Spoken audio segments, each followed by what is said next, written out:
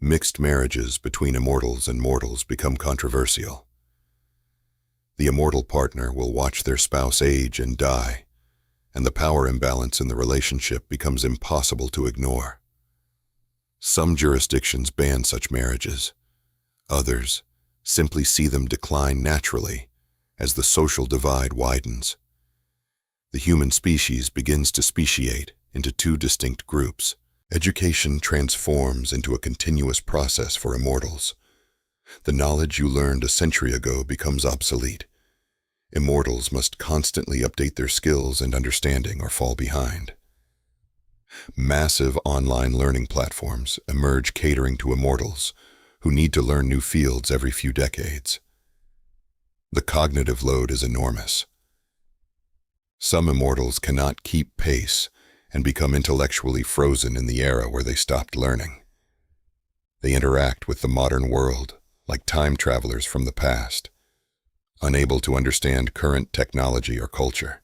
Others embrace continuous learning and become frighteningly competent polymaths.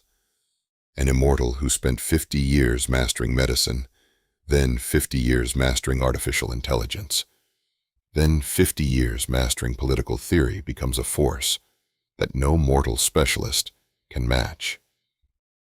These ultra-educated immortals form a cognitive elite that dominates policy, research, and governance.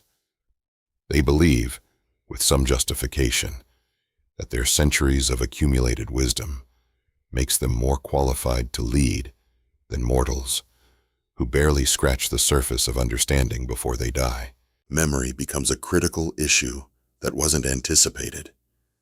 The human brain evolved to store memories across a mortal lifespan of perhaps 80 years. What happens when you need to remember 300 years of experiences? Immortals discover that their old memories fade or become distorted. They lose touch with their earlier selves. The person you were a century ago becomes almost a stranger. Some immortals keep detailed journals and video diaries to preserve their past selves. Others embrace the fading, viewing each century as a renewal where you can reinvent yourself, unencumbered by old identities.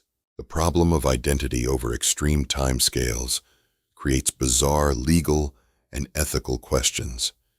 Is an immortal responsible for crimes committed 2 centuries ago by the person they no longer remember being?